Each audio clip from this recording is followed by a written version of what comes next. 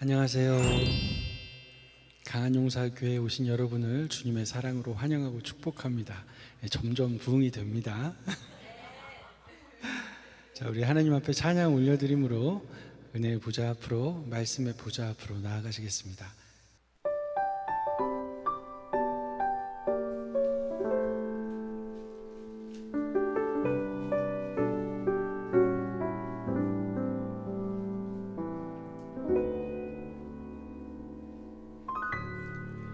내 영혼이 은총 입어 중한 죄짐 벗고 보니 슬픔 많은 이 세상도 천국으로 화하도다. 할렐루야 찬양하세. 내 모든 죄 사함 받고 주 예수와 동행하니 그 어디나 하늘나라. 주의 얼굴 뵙기 전에 멀리 뵈던 하늘나라. 내 맘속에 이루어지니 날로 가깝도다. 할렐루야 찬양하세. 내 모든 죄 사함 받고 주 예수와 동행하니 그 어디나 하늘나라.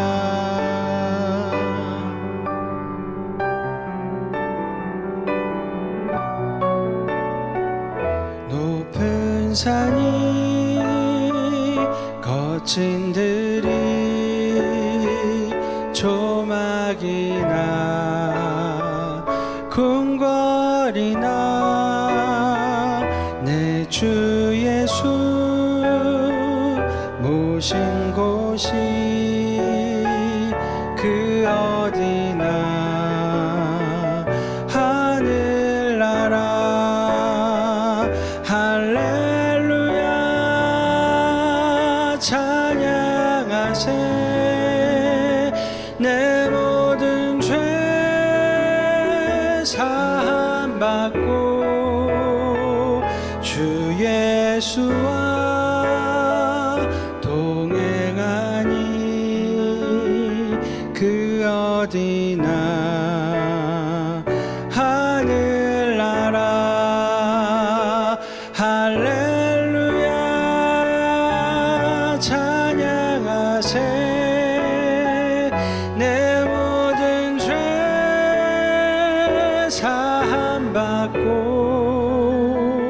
주 예수와 동행하니 그 어디나 하늘나라. 주 예수와 동행하니 그 어디나 하늘나라.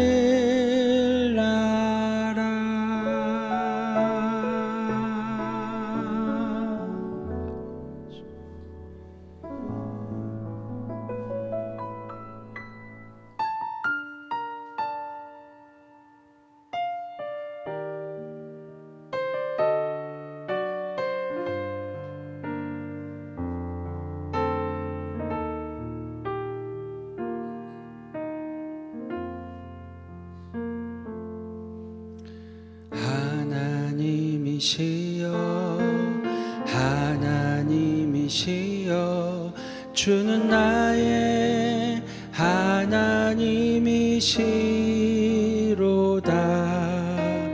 나의 몸과 마음 주를 갈망하며 이제 내가 주께 고백하는 말. 여호와는 나의 힘이요 여호와는 나의 구원이시니 내가 누구를 두려워하리요 여호와는 생명의 피난처시니 주의 인자가 생명보다 나음으로 내 입술이 여호와를 찬양하리 내 평생에 주를 찬양하며 주의 이름으로 내 손 들리라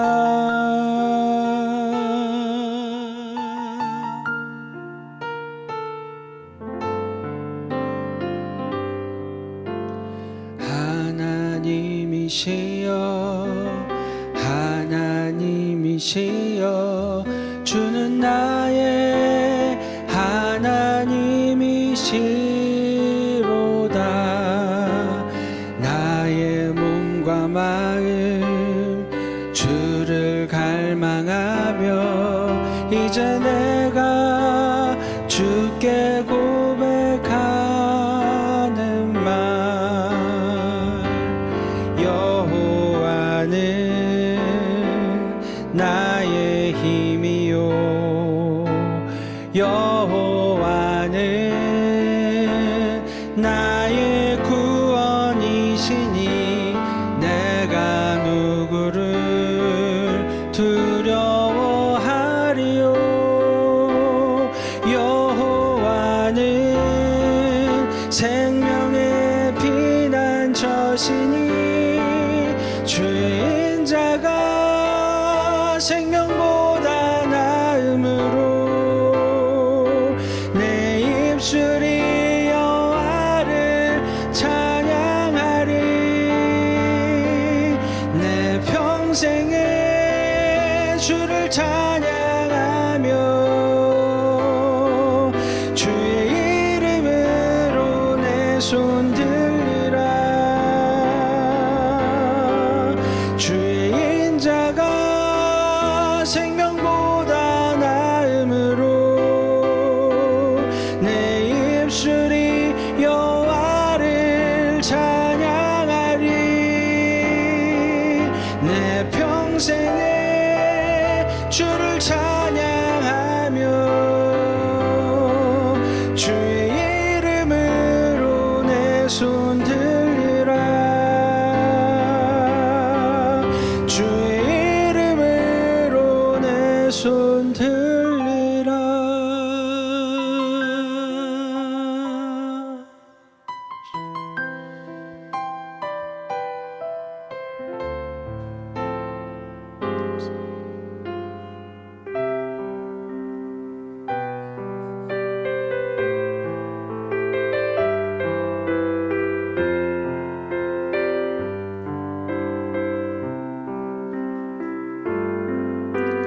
주 품에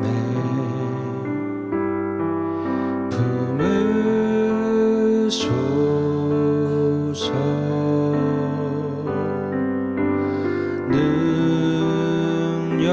능력에 발로 덮으소서 다시 한번 고백합니다 주 품에 주 품에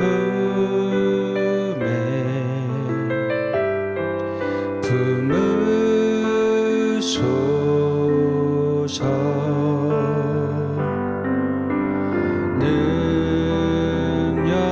능력에 발로 덮으소서 거친 파도 날 향해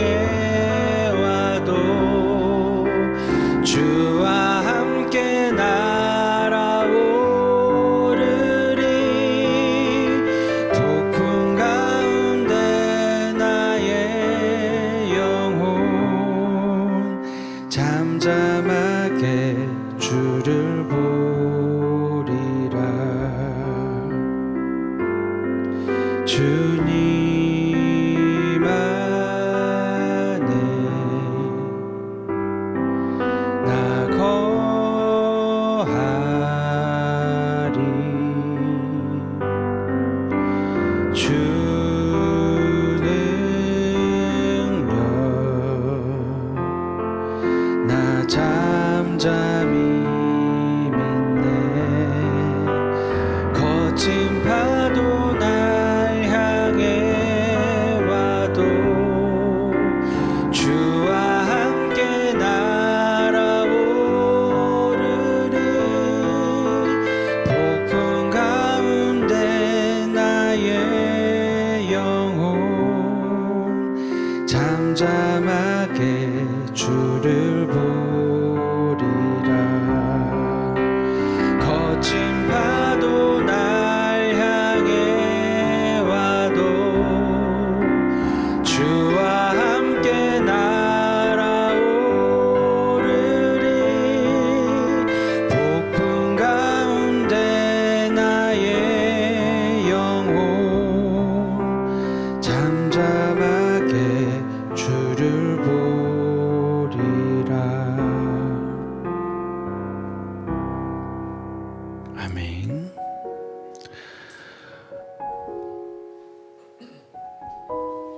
오늘 우리에게 주시는 하나님의 말씀은 마가복음 5장 1절에서 20절 말씀입니다. 예수께서 바다 건너편 거라사인의 지방에 이르러 배에서 나오심에 곧 더러운 귀신 들린 사람이 무덤 사이에서 나와 예수를 만나니라. 그 사람은 무덤 사이에 거처하는데 이제는 아무도 그를 쇠사슬로도 맬 수 없게 되었으니 이는 여러 번 고랑과 쇠사슬에 매었어도 쇠사슬을 끊고 고랑을 깨뜨렸음이로라. 그리하여 아무도 그를 제어할 힘이 없는지라. 밤낮 무덤 사이에서나 산에서나 늘 소리 지르며 돌로 자기의 몸을 해치고 있었더라. 그가 멀리서 예수를 보고 달려와 절하며 큰 소리로 부르짖어 이르되 지극히 높으신 하나님의 아들 예수여, 나와 당신이 무슨 상관이 있나이까? 원하건대 하나님 앞에 맹세하고 나를 괴롭히지 마옵소서 하니, 이는 예수께서 이미 그에게 이르시기를 더러운 귀신아 그 사람에게서 나오라 하셨습니다. 이에 물으시되 내 이름이 무엇이냐? 이르되 내 이름은 군대니 우리가 많음이니이다 하고 자기를 그 지방에서 내보내지 마시기를 간구하더니 마침 거기 돼지의 큰 떼가 산 곁에서 먹고 있는지라.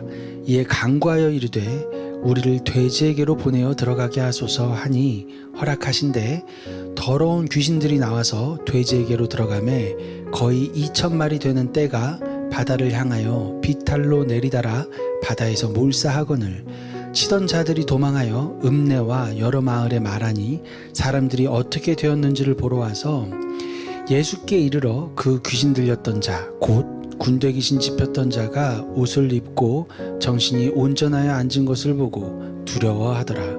이에 귀신 들렸던 자가 당한 것과 돼지의 일을 본 자들이 그들에게 알림해 그들이 예수께 그 지방에서 떠나시기를 간구하더라. 예수께서 배에 오르실 때에 귀신 들렸던 사람이 함께 있기를 간구하였으나 허락하지 아니하시고 그에게 이르시되 집으로 돌아가 주께서 내게 어떻게 큰 일을 행하사 너를 불쌍히 여기신 것을 내 가족에게 알리라 하시니, 그가 가서 예수께서 자기에게 어떻게 큰 일을 행하셨는지를 데가볼리에 전파하니 모든 사람이 놀랍게 여기더라. 아멘.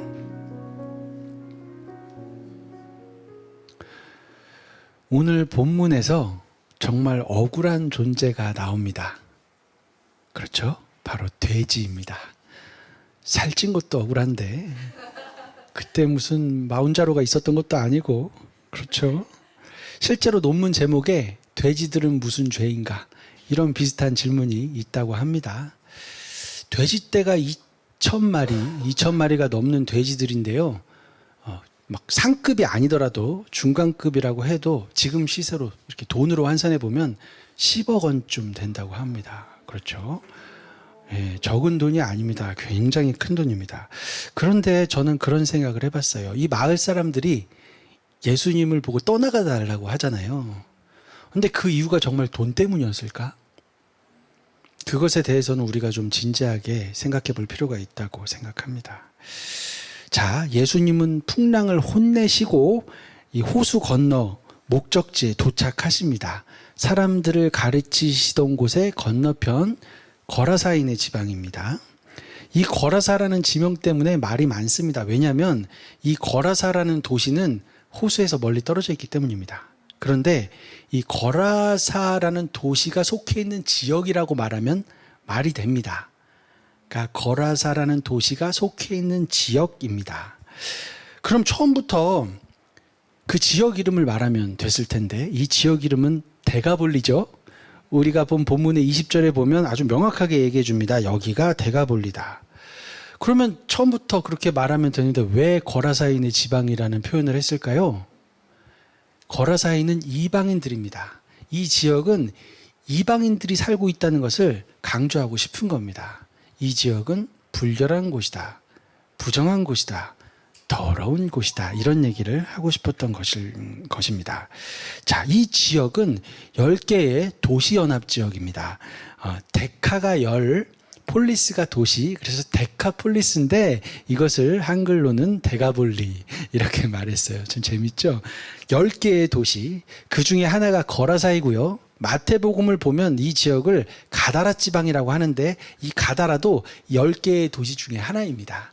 그러니까 지금 마가는 이 데카폴리스 지역을 대표하는 도시로 거라사를 떠올린 반면에 마태는 가다라를 떠올린 겁니다. 이 데카폴리스라는 말이 있는 것 자체가 사람들은 이 10개의 도시를 하나의 지역으로 생각했던 것입니다.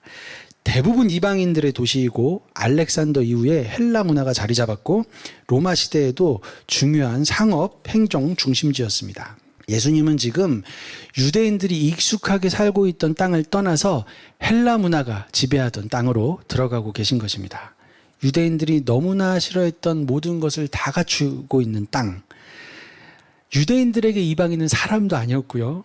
처음 보이는 건 무덤이고 귀신 들린 사람이 막 튀어나오고 돼지들이 막 돌아다닙니다. 돼지들은 부정해서 먹지도 않는 짐승인데요. 율법에 의하면 이 돼지는 부정하다고 아예 선언을 해버리는 그런 짐승입니다. 특히 이 돼지는 기원전 168년에 안티오쿠스 에피파네스가 유대교를 모욕하려고 성전에서 돼지를 제물로 바칩니다. 바칠 수 없는 제물을 바친 사건, 있을 수 없는 일이 일어난 사건인 것이죠. 유대인들은 분노했고 이 사건 때문에 무장봉기가 일어납니다. 유대인들에게 돼지는 역사적으로 치욕을 상징하는 그런 짐승이기도 했던 것이죠. 한마디로 이 지역은 밟고 싶지도 않고 들어가고 싶지도 않은 그런 땅입니다. 아니나 다를까 예수님을 따라 배에서 내리니까 처음 보이는 것은 불결한 무덤들입니다. 그리고 갑자기 누군가가 튀어나오는데 이 사람은 부정함의 결정체, 귀신 들린 사람입니다. 예상을 뒤엎지 않습니다. 예상했던 딱 그대로의 모습입니다. 이 귀신 들린 사람에게 사람들이 족쇄를 채우고 쇠사슬로 묶어놨지만 소용이 없습니다. 쇠사슬도 끊어버리고 족쇄도 끊어버립니다. 엄청난 힘이지요. 실제로 여러분 귀신 들린 사람은 체구가 작은 여성이라고 해도 힘이 엄청나서 장정 4명이 달라들어도 어떻게 힘으로 해보지를 못합니다. 실제로 그렇습니다. 이 귀신 들린 사람을 어쩔 수 없으니까 사람들은 방치합니다. 방치했더니 여기저기 뛰어다니면서 돌로 자기 몸에 상처를 내고 씻지도 않았겠죠. 머리를 풀어 헤치고 막 냄새를 풍기면서 무덤 사이를 뛰어다니고 막 산속을 오고 가고 하면서 사람들에게 막 소리를 지르고 위협을 하고 그리고 숨어 있다가 놀래키고 이런 짓을 하는 겁니다. 한번 여러분 상상해 보십시오. 존귀한 하나님의 형상인 인간이 이렇게까지 될 수 있는 것입니다. 생명의 근원인 하나님으로부터 떠나게 되면 인간은 단순하게 하나님을 믿지 않는 사람이 된다가 아닙니다. 정말로 무섭고 혼란스러운 어떤 정글 속에 아무런 보호도 받지 않고 홀로 떨어져 버리는 것처럼 되는 것입니다. 생각의 기준을 잃어버리고 질서도 잃어버리고 살기 위해 발버둥 치다가 마음껏 자유롭게 산다고 잠시 착각할 수도 있겠지만 분별력을 잃어버리고 아무 것이나 붙잡고 아무 것이나 의지하다 보면 이렇게 귀신에게 영혼을 빼앗길 수도 있는 것입니다. 상처라 말할 수도 있고 저주라 말할 수도 있고 한이라고 말할 수도 있겠지만 이 사람의 인생은 이미 끝나버린 것입니다. 하나님의 선택을 받은 유대인들의 지방에서도 참 기가 막힌 일들이 많았습니다. 그들의 위선과 가식과 탐욕과 이기심과 회칠한 무덤 같은 그들의 마음과 망가진 양심과 음란과 내로남불이 있었습니다. 그러나 하나님 없이 살고 있는 이방 땅의 첫 이미지는 너무나 처참합니다. 이 처참함의 차원이 다릅니다. 그런데 이미 인간성을 상실한 것 같은 이 귀신 들린 사람이 멀리서 예수님을 보고 달려옵니다. 달려와서 엎드려 절하면서 이렇게 말합니다. 지극히 높으신 하나님의 아들 예수여 라고 부르짖습니다. 이것은 예수님을 높이는 것이 아닙니다. 사실은 예수님에게 대들기 위해서 나름대로 최선을 다하고 있는 것입니다. 귀신이 하고 싶은 말은 나와 당신이 무슨 상관이 있냐는 것입니다. 마태복음에도 8장 29절을 보면 우리가 당신과 무슨 상관이 있나이까 때가 이르기 전에 우리를 괴롭게 하려고 여기 오셨나이까 이렇게 말하고요. 오늘 마가복음 본문에 의하면 원하건대 하나님 앞에 맹세하고 나를 괴롭히지 마옵소서 하니 라고 말합니다. 귀신이 이렇게 용기 내서 예수님께 대드는 이유는 예수님께서 이미 더러운 귀신아 그 사람에게서 나와라 라고 말씀하셨기 때문입니다. 이럴 경우에 귀신은 나갔어야 합니다. 그런데 귀신이 지금 버티고 있는 것입니다. 귀신의 말만 들으면 예수님께서 귀신을 괴롭히는 것처럼 그렇게 얘기합니다. 사실은 귀신이 이 사람을 괴롭히고 있는데 그런데도 이런 얘기를 합니다. 이것은 귀신의 특징을 잘 보여줍니다. 자신이 다른 존재를 괴롭히면서 오히려 자기가 피해자라고 그렇게 얘기하기 때문입니다. 귀신은 그런 논리로 예수님을 설득하려고 합니다. 나는 어차피 정한 때가 되면 멸망하지 않습니까? 그 남아있는 그 짧은 시간 동안 잠시 발악을 하고 있는 것 뿐인데 아니 벌써 나를 멸망시키려고 하십니까? 그 짧은 시간만큼은 저에게 허락해 주셔야죠. 너무나 부당하고 예수님은 너무 나쁜 존재입니다. 이런 식으로 말하고 있는 것입니다.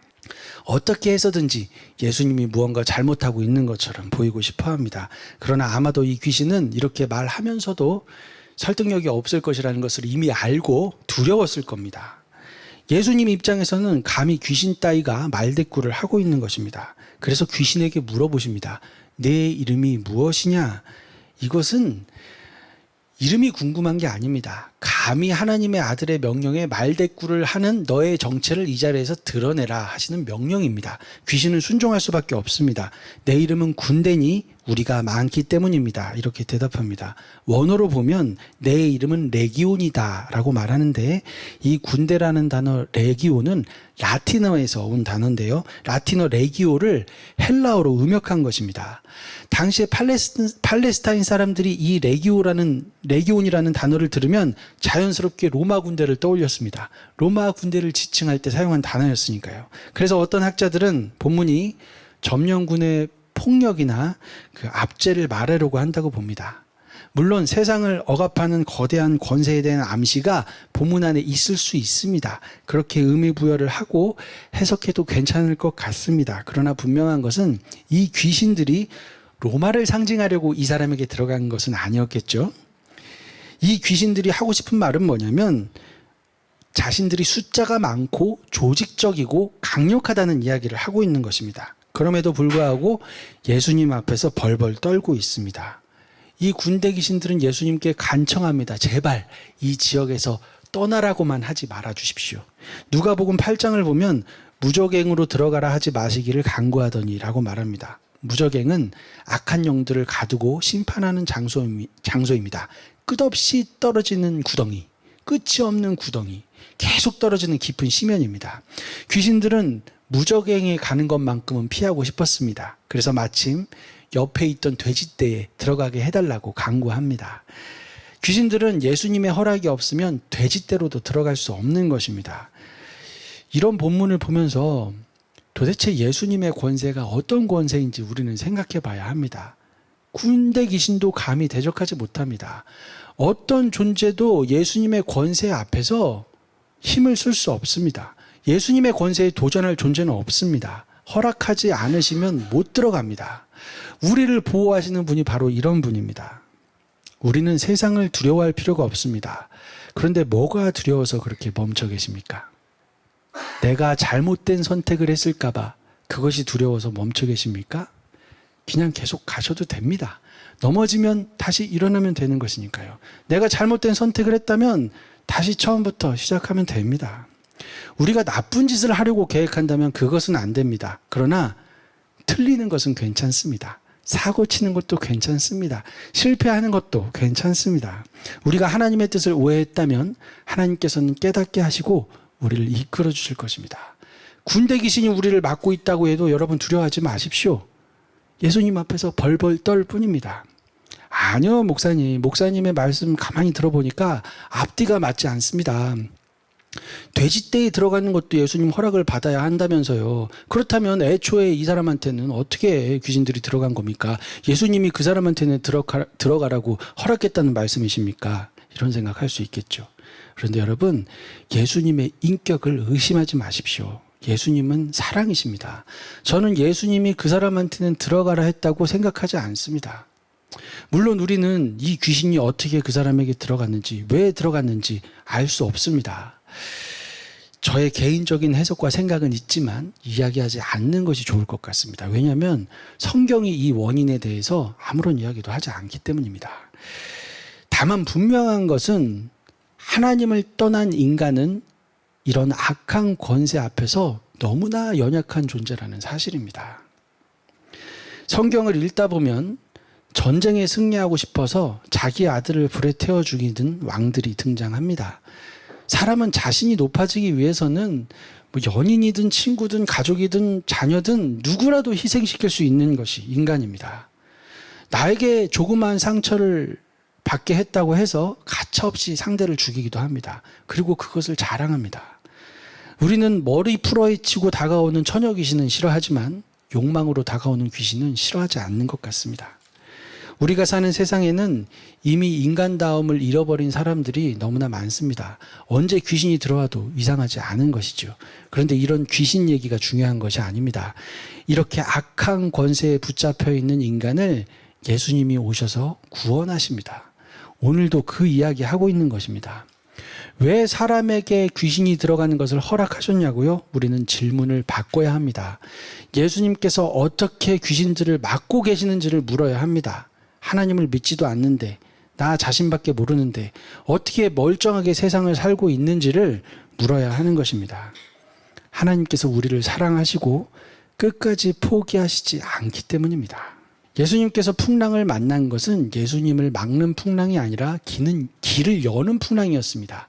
풍랑 때문에 예수님이 누구신지 드러났고 자연도 복종할 수밖에 없다는 것을 우리에게 보여주었습니다. 오늘 귀신 들린 사람은 귀신이 도대체 어떤 존재인지를 우리에게 드러냅니다.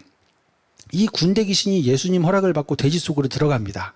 우리가 읽은 것처럼 2,000마리가 넘는 돼지떼들이 순식간에 바다로 뛰어들어서 다 죽어버립니다. 귀신들은 돼지 속으로 들어가자마자 자기들이 원하는 짓을 하는 겁니다. 허락을 받았기 때문입니다. 돼지들을 끔찍하게 다 죽여버립니다. 귀신들은 언제나 이렇게 다 죽여버리고 싶어 합니다. 귀신이라는 존재가 얼마나 파괴적인 존재인지를 우리가 눈으로 보고 있는 것입니다. 돼지들과 함께 행복하게 살기 위해 들어가려고 한 것이 아닙니다. 귀신의 목적은 파괴와 파멸입니다. 이 귀신 들린 사람이 얼마나 괴로웠겠습니까? 예수님께서 오셔서 구해주시지 않았다면 이 사람의 결국도 돼지떼처럼 파멸이었을 것입니다. 예수님께서 귀신들이 돼지에게 들어가는 것을 허락하신 것은 귀신들과 타협한 것이 아닙니다. 주권자이신 예수님께서 귀신의 본성을 우리에게 알려주시려고 허락하신 것입니다. 시청각 교육을 해주신 것이죠. 귀신은 살리는 존재가 아니라 파괴하고 멸망시키는 존재입니다. 죄와 사망의 권세, 사탄의 권세는 결국 이런 것입니다. 사탄은 지금도 삼킬 자를 찾고 있습니다.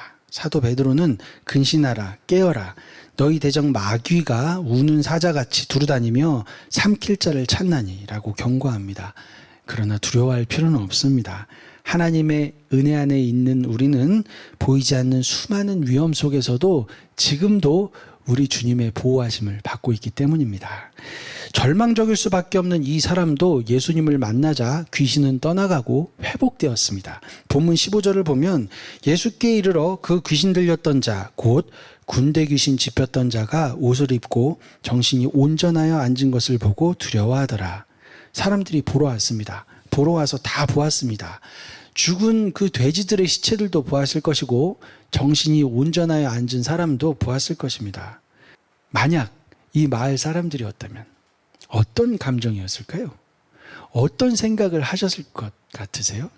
아, 돼지들이 저렇게 죽어서 돈 아깝다라는 생각을 했을까요? 저는 아무리 생각해도 그럴 것 같지는 않아요. 만약에 이런 상황에서 돈 생각부터 했다면 그야말로 귀신 들린 사람이 아닌가, 그런 생각도 해봅니다. 정상적인 사람이었다면 이 본문의 표현대로 두려웠을 겁니다. 두려움을 느꼈을 거예요. 두려움도 여러 가지 종류가 있기 때문에 마을 사람들의 마음이 이랬다라고 단정하기는 좀 어려울 것 같습니다. 그러나 마을 사람들은 공통적으로 예수님을 감당할 수 없다고 느낀 것 같아요. 우리가 감당할 수 있는 분이 아니라고 생각한 것 같습니다.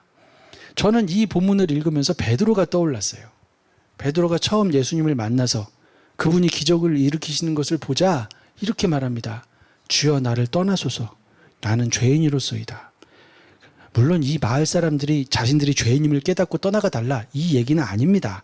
베드로와 이 이방인들은 너무나 다릅니다. 왜냐하면 베드로는 선택받은 민족 중에 한 사람이었잖아요. 선택받은 민족, 유대인들은 언젠가 하늘에서 구원자를 보내주실 거다, 이것을 믿고 기다리는 사람들이었어요. 구원자를 기다린다는 것은 내가 죄인이라는 것을 기본적으로 느끼고 알고 있는 사람들인 것이죠. 평상시에는 잊고 있었더라도 기적을 일으키시는 예수님을 만나자 내가 죄인이라는 것을 인식하고 나를 떠나가 달라, 이렇게 고백한 겁니다. 그런데 이 마을 사람들은 그런 사람들이 아니에요. 율법을 받은 적도 없고 구원자를 기다린 적도 없습니다. 이들의 머릿속에는 어떻게 하면 돈을 많이 벌까? 어떻게 하면 내가 높아질 수 있을까? 어떻게 하면 성공할 수 있을까? 이런 생각으로 가득 차 있는 사람들입니다. 그런데 이런 사람들이 두려움을 느꼈다면 여러분, 이것은 보통 일이 아닙니다. 떠나가 달라고 강구했지만 그들은 이 충격적인 사건을 쉽게 잊지 못했을 것입니다. 그 온전해진 사람은 그 동네에 여전히 있습니다. 그리고 그 사람이 예수님을 계속 증거합니다. 그 증거 앞에서 사람들은 조금씩 느꼈을 것입니다. 내 삶이 무언가가 잘못됐을 수도 있구나. 내 생각이 전부가 아닐 수도 있겠구나. 이런 생각을 했을 것 같습니다. 그렇게 느끼다가 어느 순간 깨닫게 될 수도 있습니다. 내가 죄인이었구나. 내가 이 귀신 들린 사람보다 조금도 나을 것이 없는 사람이었구나. 나를 떠나달라고 했던 베드로를 예수님께서는 품어주셨습니다. 그러나 이 이방 사람들은 품어주시지 않으셨어요. 성경은 그들이 이후에 어떻게 되었는지 아무런 말도 하지 않습니다. 그러나 한 가지는 분명합니다. 예수님은 이들을 버려두신 것이 아니라 한 사람을 남겨두셨습니다. 어쩌면 그들에게는 시간이 필요했는지도 모릅니다. 모든 은혜가, 모든 사랑이 기계적으로 똑같이 다가오지 않습니다. 사람마다 다 다른 모습으로 다가옵니다. 맞춤형 은혜가 있는 것이죠. 사랑하는 여러분, 귀신 들렸던 사람이 하나님의 종이 되어 이방 땅에 남게 됩니다. 그는 예수와 동행하게 해달라고 부탁했지만 예수님은 거절하시고 이 땅에 남겨두십니다. 18절에서 20절을 보면 예수께서 배에 오르실 때에 귀신 들렸던 사람이 함께 있기를 간구하였으나 허락하지 아니하시고 그에게 이르시되 집으로 돌아가 주께서 내게 어떻게 큰 일을 행하사 너를 불쌍히 여기신 것을 내 가족에게 알리라 하시니 그가 가서 예수께서 자기에게 어떻게 큰 일을 행하셨는지를 데가볼리에 전파하니 모든 사람이 놀랍게 여기더라. 이 사람은 10개의 연합도시 여기저기를 다니면서 예수님을 전파하는 사람이 됩니다. 우리는 하나님의 종하면 훌륭한 사람을 떠올립니다. 여러분 그렇죠? 그런데 그렇지 않습니다. 훌륭한 사람이 목사가 되는 것이 아닙니다. 하나님의 종은 자신이 어떤 존재인지를 아는 사람입니다.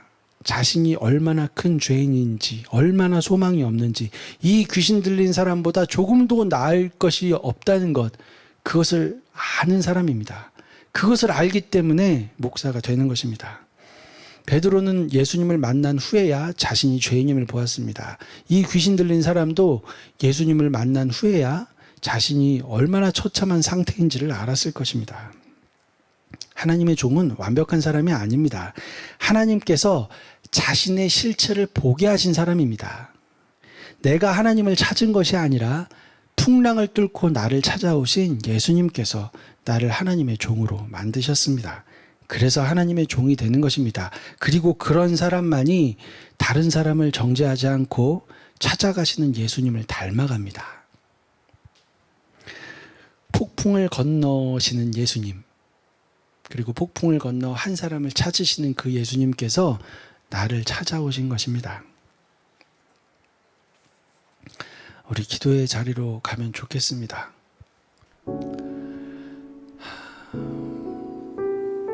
이런 본문이 막연하게 신앙생활하는 어떤 우리에게 충격을 줄 수 있으면 좋을 것 같아요. 우리는 내가 교회 다니면서 그래도 하나님의 말씀대로 살고, 그래도 하나님의 선한 뜻을 따라 살고, 세상의 빛과 소금의 역할을 한다고 믿고 있지만,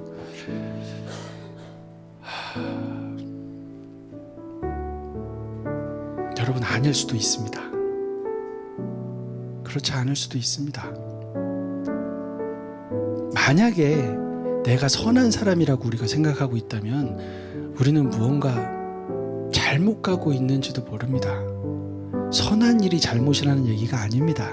선한 일을 해야죠. 어려운 사람들도 돕고 베풀 줄도 알고, 내가 도울 수 있는 재능이 있다면 얼마든지 베풀기도 하고 해야겠지요. 그러나 그런 삶을 산다고 해도 내가 선하다고 생각한다면 우리는 뭔가를 잘못하고 있는 줄도 몰라요. 여러분, 우리는 선하지 않습니다.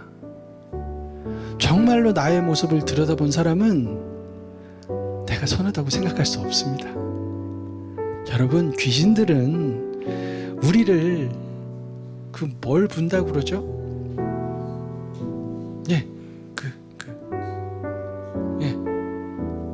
그냥 불면 날아가는 알곡 없는 껍데기. 그렇게 불면 날아가 버리는 것처럼 우리는 그런 연약한 존재에 불과합니다. 언제 귀신이 와도 이상하지 않고, 귀신에게 휘둘리고 귀신의 종이 된다고 해도 이상할 것이 하나도 없는 우리들이에요. 그런데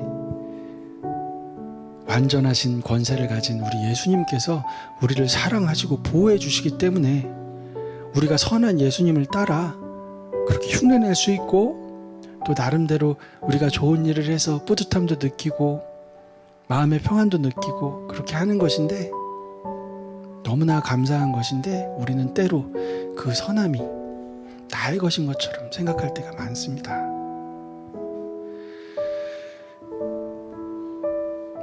여러분, 나 자신을 봐야 예배드리지 않는 사람들, 하나님을 모욕하는 사람들, 하나님의 이름을 망령되이 부르는 사람들을 우리가 사랑의 눈으로 바라볼 수 있습니다.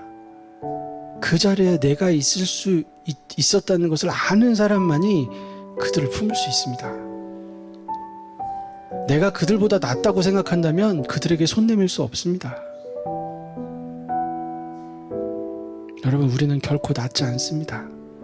이 귀신 들린 사람보다 나은 것 없습니다. 여러분, 목사님들 하면 좋아하시죠? 여기 계신 분들은 다 훌륭한 분들 같고 다 신실한 분들 같고. 그런데 여러분, 오늘 하나님의 종들이 어떤 사람인지 본문이 보여주고 있는 겁니다. 귀신에게 휘둘릴 수밖에 없었던 사람이 구원받아야 내가 이런 은혜 안에 있구나 하고 목사가 되고 하나님의 종이 되는 거예요. 여러분, 목사님들을 위해 기도해 주십시오. 너무나 연약해서 여러분을 많이 실망시킬 겁니다. 저를 포함해서. 하나님의 종들은 결국에는 내 모습을 드러낼 수밖에 없어요. 그때 여러분이 기도해 주십시오. 사랑하는 마음으로 내가 그 자리에 있었으면 더 했을지도 모른다. 그래도 목사님 여기까지 잘 왔는데 더 힘을 내시고 더 아름다운 모습으로 하나님 앞에 나아갈 수 있게, 그리고 여러분 자신을 위해서도, 그리고 하나님을 알지 못하는 이웃을 위해서도 우리 다 함께 기도하시겠습니다.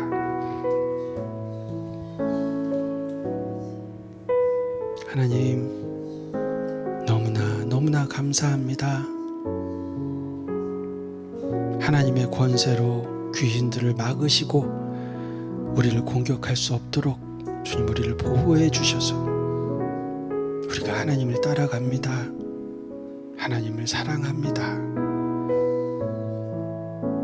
우리를 바른 길로 이끄시기 위해 수많은 사람들을 만나게 하셨고 수많은 일들을 경험하게 하셨고, 때로는 고통스러운 일로, 때로는 우리 마음을 환하게 밝혀주는 기쁜 일로 하나님 이리 이끌고 저리 이끌어서 여기까지 왔습니다.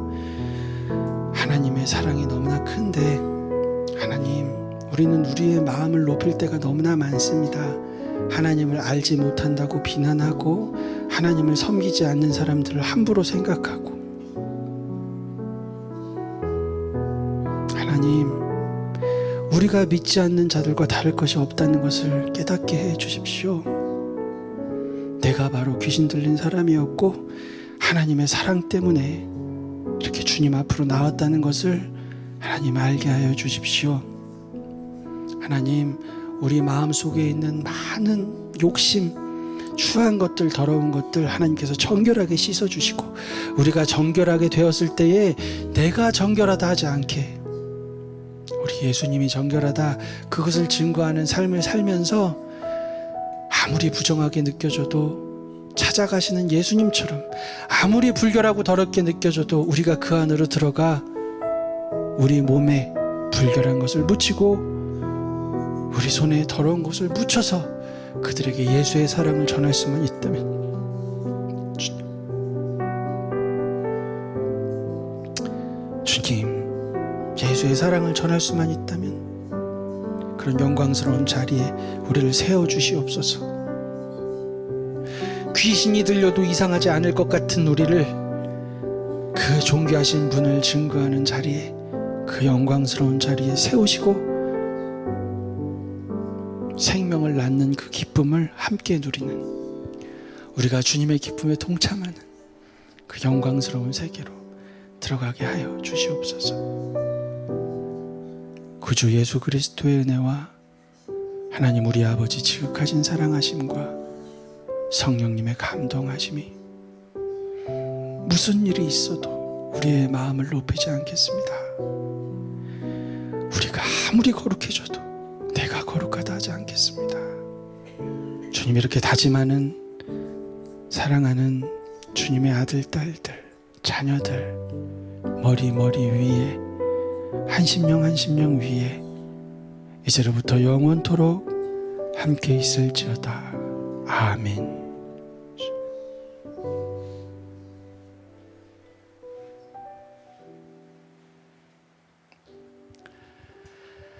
감사합니다. 우리 하나님께 영광의 박수 올려드리겠습니다.